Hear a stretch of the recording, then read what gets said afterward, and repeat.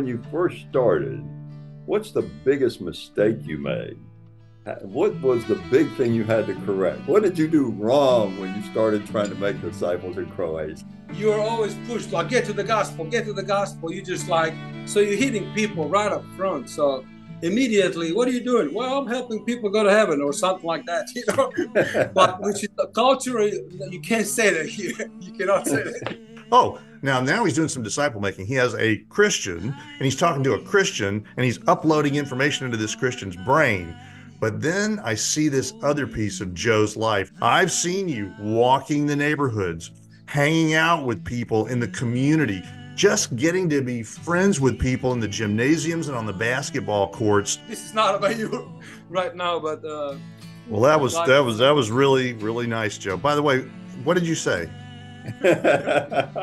If you want to pressure test your discipleship, take your life out of the local area and get out on the mission field.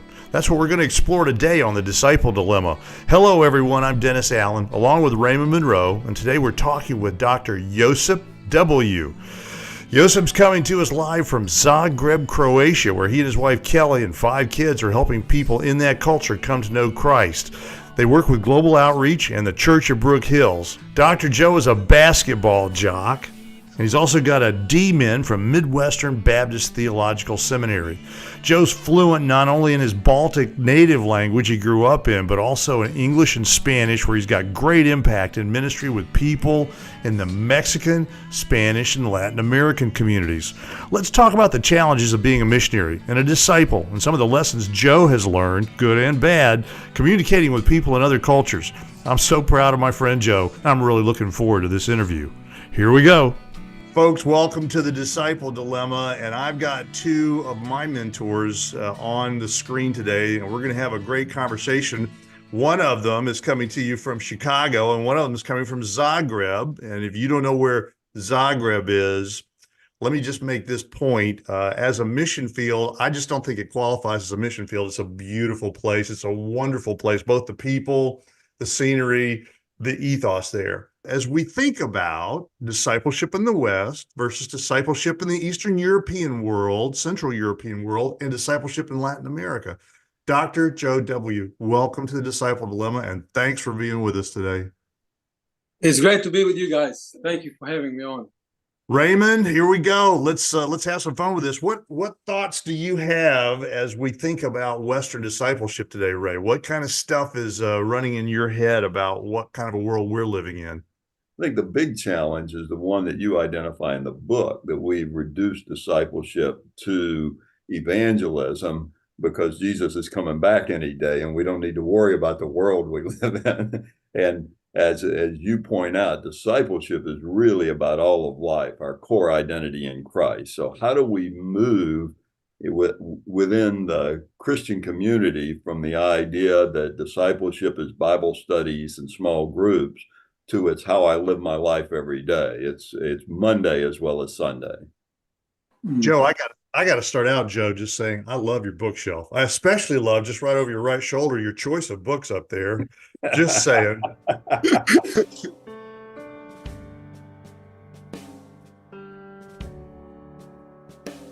Joe, right off the bat, you're in Croatia and you're in Latin America.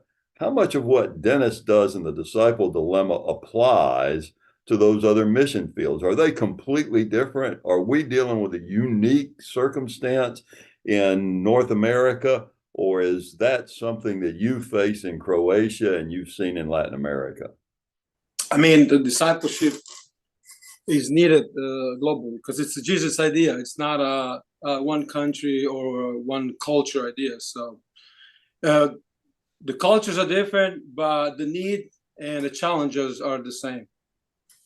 Joe, you have traveled the world a lot. You and your bride, Kelly, been in a lot of places. So what would you say are the similarities of discipleship in Croatia? What do you notice it's the same? What do you notice it's different among believers and discipleship in the 2 countries? I don't see that much push here in Croatia on discipleship. And I realized it's not like that in America, but compared to Croatia, there is a lot more discipleship, I would say, in US, at least in circles that I've been around. Give us a little bit of a taste for the folks who are watching that don't really understand how Croatia is made up. If you were to kind of carve it up religiously, what's sort of the percentages roughly of Christian, Protestants, and other religions there in Croatia? So yeah, Croatia is a former part of the Yugoslavia, a communist country. We are 88%, I think, based on last census, 88% people declare themselves Catholic Christians. And I think evangelicals, I didn't check that, but it's 0.04 most likely. And then you have some Bosnians, Muslims, small percentage, many agnostics or atheists. Joe, on the Catholic side, is that nominally Catholic, cultural, just come Christmas and get married in the church, or is that devoted Catholics? What's your sense? One time I remember in the gym, I met a priest and I asked him, like, so what's the percentage of Catholics that are really devoted? You know? And he says probably 10%. 10% of those who declare themselves Catholics are really interested in talking about the faith. Most of them will not engage. It's not something that I want to talk to you about. It's something for, my priest to talk to me about or something like that. They're not willing to even engage in conversation.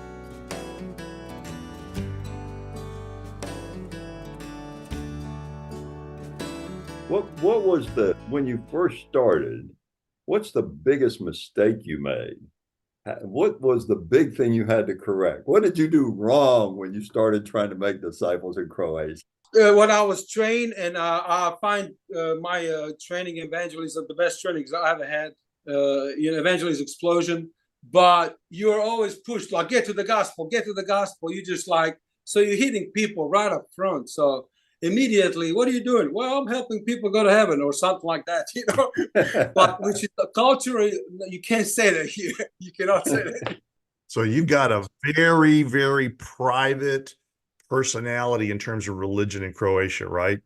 Private, secular. This is not something we discuss, but this is how we are as a people. We don't talk about death, things that are a lot more personal. So you have to earn the right to talk about, life and death. Unlike, especially in Alabama, where you can just kind of wide openly ask, so where are you going to spend eternity? That's considered very rude here, inappropriate. And I've learned that in first few years of the ministry, when I went straight up, and it was like, okay, we're not talking to you anymore. It's a very different culture here, makeup. Even though we're 88% declare Catholics as a country, most of them do not believe they should talk about it. So it's basically an identity of the Croatian people. Catholics are basically Croatians. So that idea of a Catholic identity was something that you perhaps didn't have, I would say, deeply embedded in your own personal life when you went to the States. And we poured into you this idea, go jump in front of people, grab them by the lapels and say, hey, where do you go to church? How do you think about Jesus? And we sent you back over with this kind of programming, right? It's pretty much how it happened, yeah. Yeah, my coach asked me, so what you are? And I was like, I guess I'm Catholic because I'm Croatian, although I've never been to church. I never attended a Catholic service, nothing. Because my dad came from Kosovo, so my dad grew up in a Muslim household in different part of now it's a country of Kosovo. So yeah, I wasn't raised in any kind of thought of religion or God, and especially my hometown, Pula on the coast, is probably the most atheistic city in Croatia. Literally, I don't remember one time talking about any kind of faith talk ever growing up. In club, with my friends, never ever any discussions about religion, zero.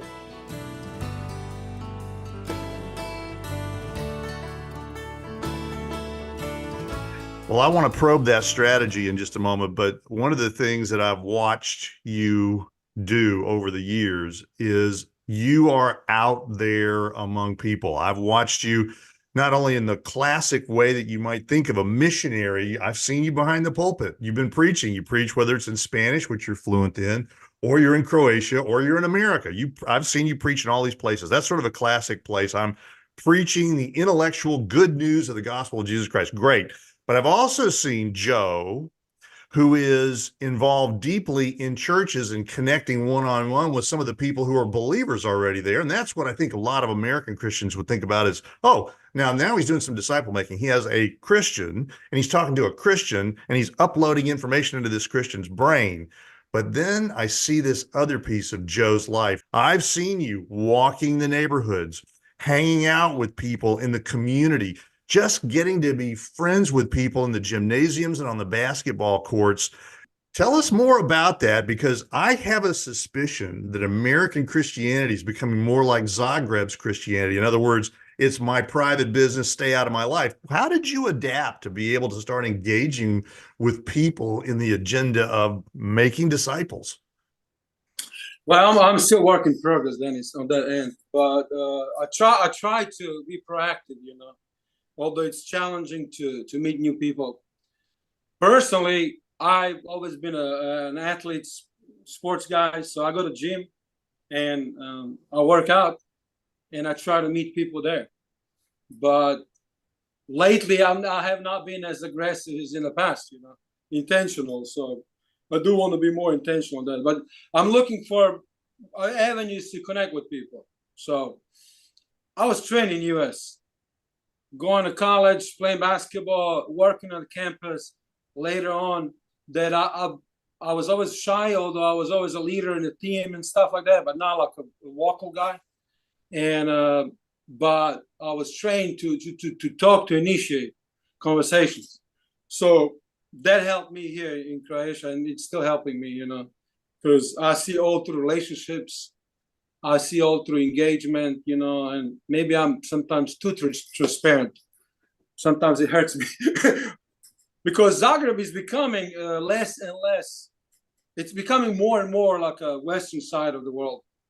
I used to tell Kel like 20 years ago in Zagreb, in Croatia, I mean, you got friends, you hang out all day, things like that. But it's not like that anymore, especially not in the capital city, So you kind of have to adapt. And so part of it is your personality, part of it is your training, part of it is being open, and part of it is just learning by failure.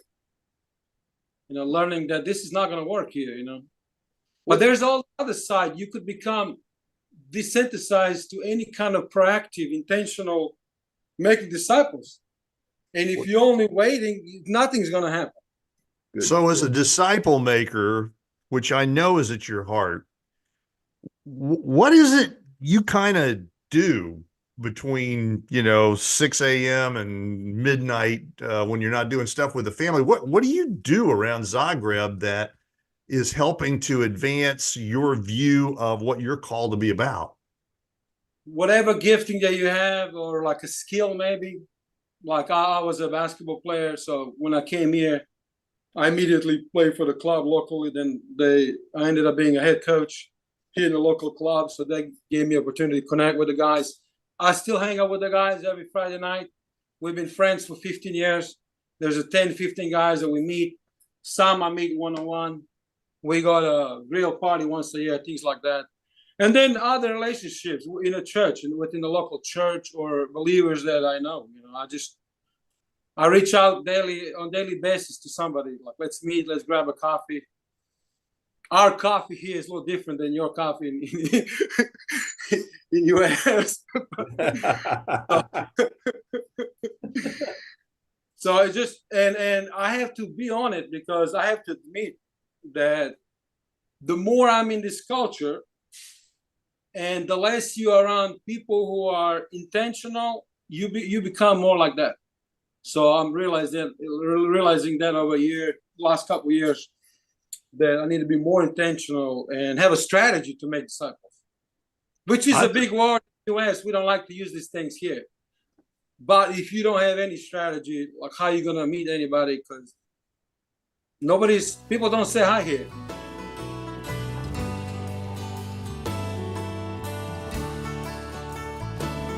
That's got to be a little tough, Joe, because your hit rate, if we could just be that crass and use an American term here, your hit rate on people saying, "Oh, Joe, I see what you do. I see how you think. I want to be a disciple, even though I don't know Jesus." That's got to be a pretty low number because of the world you're in. Is that a fair statement?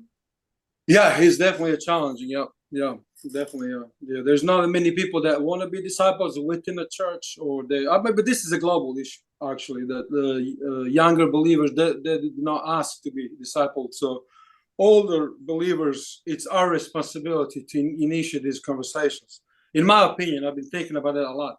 But yeah, it's definitely challenging, especially in a country where there's not that many believers or people that are not willing to engage with you in the spiritual conversations. Well, I'm thinking about this from a standpoint of uh, process, and I think that largely in the U.S., while the strict idea of discipleship isn't simply and only evangelism, it becomes the most palatable oatmeal, as it were, or baby food, as it were, to help someone get an idea of what it is we're starting a journey together on. It's like, I need you to understand who Jesus is, what Jesus did, why Jesus matters in your life to get going. So we have to be evangelical. But would you take us a little further down the road, not only in evangelism, Joe? What are you thinking about? What are you looking for in a person if you say, this person is developing well as a disciple? What are some of the marks that you think about as a disciple maker? Yeah, I mean, it's definitely ultimately that they will become disciples makers themselves. Yeah, I mean that would be a goal, but sometimes those goals are not achievable, especially in this culture where we live in. So, I personally, I just want to be a friend to whoever is out there and willing to engage, and regardless of whether they come to faith on Christ or not, I want to continue to be a friend. Raymond, Joe's sitting here talking about friendship. I think that's got to be deeply antithetical to everything you think about in discipleship, right? Yeah, I mean, you and I have already had a conversation about an essay that someone wrote here in the US that friendship was fundamentally different than discipleship because somehow friendship is unintentional and discipleship is intentional. And I, of course, as you know, I push back. I believe that the core of discipleship is not fundamentally evangelism. It is living for Christ together as peers, where we share our lives and we're maturing in Christ so that we can spread his love. So, Joe, one of my real passions is our purpose and meaning in life are all the vocational roles that God has given us. And I'm supposed to be a good father. That's what it means to be a disciple. I'm supposed to be a good church member in terms of making the coffee. That's being a good disciple. And I really, I can make friends of non-believers, and discipling in that role means sharing the gospel with them. But I also have friends who are Christians, and I need their encouragement. I need to encourage them in the faith. We see in the Great Commission, the text presumes that the nations don't have the gospel. So we as believers, we have to proclaim the gospel for those who don't know it.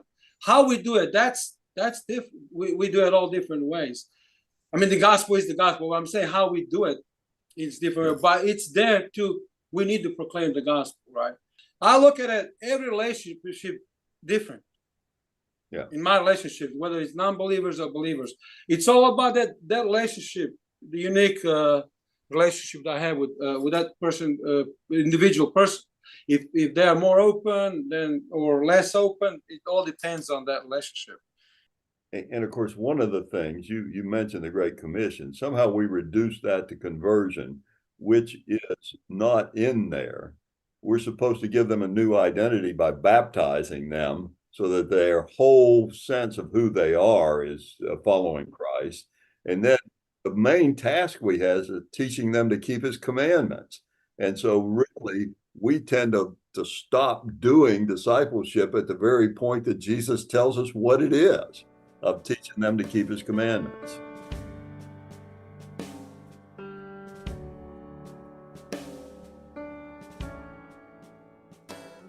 Joe, tell me the story so our folks can hear this. In college, you had a guy who was important in your life and discipled you. Give us a little bit of a view of what that looked like. So I had two guys, Neil Withrow and then Dr. Al Chestnut. Basically, and I had other guys and I have to say these names because these guys are still connected with me and still good friends. Paul Husband, he was the first one to share the gospel with me. He asked me to go to the store. Just what I experienced in college was just unusual, especially coming from Croatia when people are not that generally upfront friendly, you know. Yeah. Croatians are very friendly when you know them, loyal and all that. But upfront, we're not that because we're a cold culture. And I experienced this friends coming, asking me, you want to ride this, the other. And then next thing, hey, you want to go to church? I'm like, sure, I'll go to church. But I came in a Christian school, you know, so coach prayed. Some professor prayed before class. Coach prayed after the game, practice.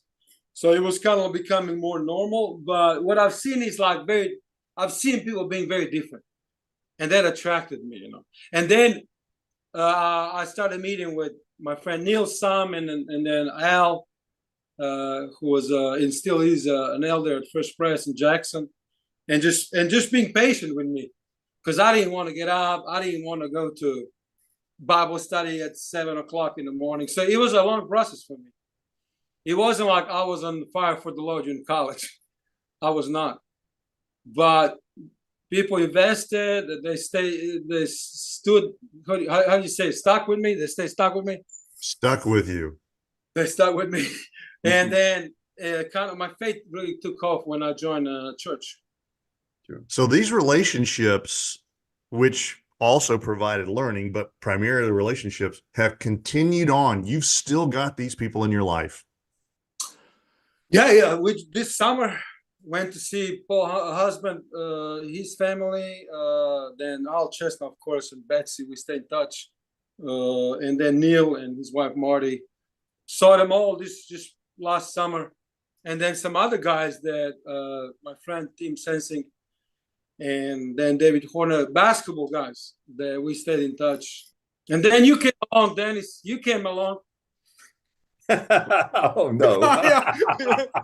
Hey, Raymond. This is what Dennis says. Hey, like when I don't know what was it?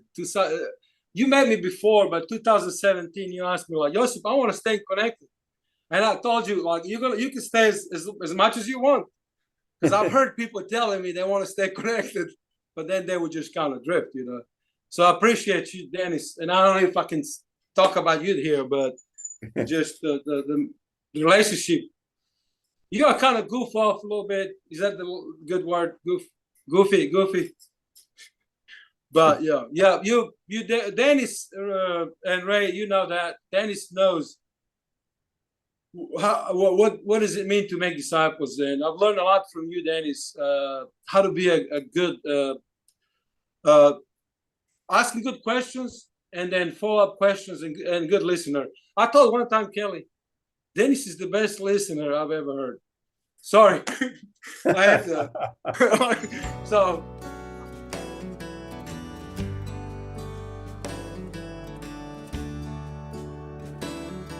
Folks, welcome back to the Disciple Dilemma. We're talking with Dr. Joe Debeljuh, who's with Global Outreach and the Church of Brook Hills in Zagreb, Croatia, which is where he's meeting with us on this podcast from. Joe, you're fluent in Spanish, English, obviously Croatian, because that's your world, that's where you came from.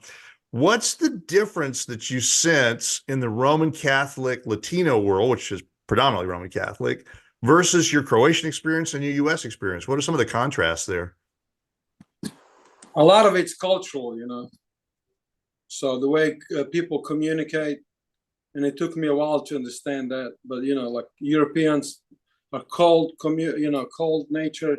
Latinos are warm, very open to basically anything. And U.S. South also very open, warm. North, I've never been to North. Ray, you could speak on that. So, on culturally, that's a big part of ministry. And you, as a missionary, you need to understand where you're going and learning from the local people. It's something that I love doing. That's why one of the reasons I do go overseas.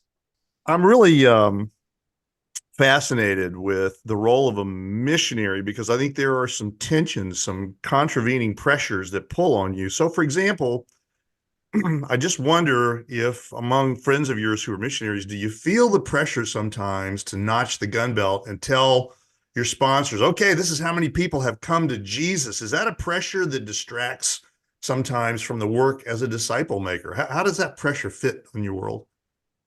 I mean, I can't speak for other people, you know. I've read some newsletter and things like that, but I could tell for me, all of our supporters, our home church, the Church of Brook Hills that sent us here in 2008, I have never been once, even once, pressured by any kind of results of evangelism and numbers. So I've been blessed in that sense. So when you think about the first few conversations with people that you're meeting in the Latin American world, what kind of things do you find are interesting, motivating for them, insightful things for them that make them want to lean in a little closer to learn a little more about you versus things that push them away? The cold European style probably doesn't work real well. How do you find ways that open doors in the Latin America world? When you start talking individually, which recently I haven't had time, but before when I did a lot of basketball, you realize even though everybody's open, the people don't get it. They don't get discipleship. They're not walking with the Lord. So in that sense, at least from my experience, a lot of people there are not even, they might be claiming they're Christians, but they might not be believers. Living with the girlfriends after you find out some things, you know. Here, I think that, especially with my last year being in the States and working and reaching out to Latinos and spending time with individuals, I think here, Westerners, I'll call Americans, Northern Americans, have a great opportunity, really. Great opportunity. There's this gap, cultural gap or presumption that Latinos don't speak any English. And you'll see that when I work out, like I said. So I'll go YMCA every day. And we had the janitors. They were all from Latin America. And now I never saw, Americans engage with them. And I'm like, wow, this is an opportunity. This is just a sample. But then I also talked to my strong believers. And they said, it's interesting how, Americans will go to short-term mission trips to Latin America, spend all this money, but then when they come back, they don't hang out with us. There are some who are reaching out to Latinos, but not nearly enough as could be possible. There's so many Latinos in the United States, and they're growing, and they're open, and they like Americans, and there's a great opportunities for people like you and me to reach out to them, and they're willing to learn. So when I engage with them, and I've asked several leaders, hey, can I come, teach them discipleship, whatever. They were wide open, very surprised. And I got to disciple 2 men while I was in U.S. I didn't even call it discipleship. But one young leader told me, like, man, you've been discipling me for this whole year. I'm like, well, glad that we connected, And then I see him preaching today, at times, and I'm just encouraged. And so for that great opportunity, many churches I know go to Central or South America or Mexico for a 2-week mission trip, and they build houses and they do Sunday school and they do vacation Bible school and they come back. I think you're brilliant to say once they've done that, they should reach out to the local Latino community. How would they do that? So I've been down to Tijuana. I built 4 houses. I come back to Crystal Lake, Illinois. There's a Latino grocery store. There's clearly a Latino community here. And we have that church has virtually no Latino presence. How would you do that? How would you begin to reach out into that community? I mean, I would basically, on individual level or group level, I would just reach out to whether your church has Latin church, or if not, just the local church that you think preaches the gospel, and reach out to the Spanish pastor. Most of the Spanish pastors in the United States speak English. So you can reach out to them, and some people are doing it. I'm not saying that people are not doing it. I'm saying there's a great opportunity to do a lot more. And then talk to the pastor and say, hey, look, I'm here. But one of the things in US, people just say stuff that they're here, but then they are like gone after a few weeks, you know. So first of all, are you committed to this? And if you are, and then start learning maybe Spanish language, because sooner or later you're going to be able to take advantage of it in many different ways. Because so many people are Latin, Spanish speaking in the United States, and maybe even you can use it for your own business. But I would reach out to the local pastor of that church, that identify the church, and then there might be young people who speak English perfect.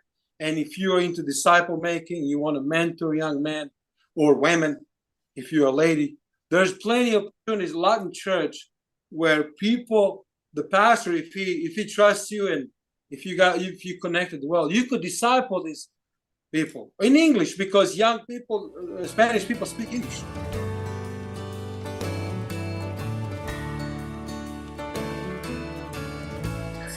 Joe, there's going to be some people who are very curious about how they can get in touch with you and how they can follow you. So if we want to creep Joe Debeljuh's life, he and Kelly and their adventures, how do we do that?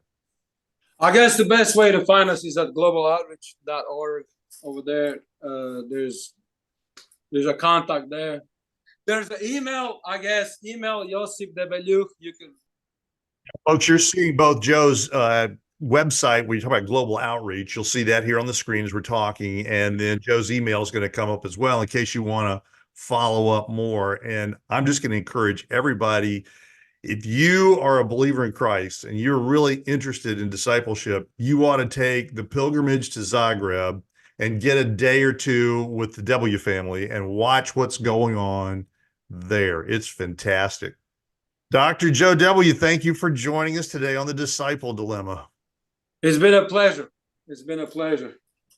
And it's a delight to have you as a mentor, coach, and a teacher and a friend in Christ, bro. Thanks for what you do. Enjoyed it. Thank you so much. Really appreciate you, Karen. And Ray, thank you for joining us, Ray. Oh, it's been a delight to talk with you. It's been great fun, and I really appreciate what you're doing in Croatia and your insights into what it means to be a disciple. So thanks for being with us. Thank you. Thank you. Would you help the church think more about discipleship? Would you help us get the conversation started to talk about the biblical discipleship Jesus gave us? Please follow us. Our website, www.thediscipledilemma.com. You can find us on YouTube, LinkedIn, Instagram, Facebook, and all the RSS feeds. If you'd follow or like us, you'll help us get leverage in the digital marketplace to talk about the fact that discipleship needs to be talked about. And as always, folks, thanks for listening.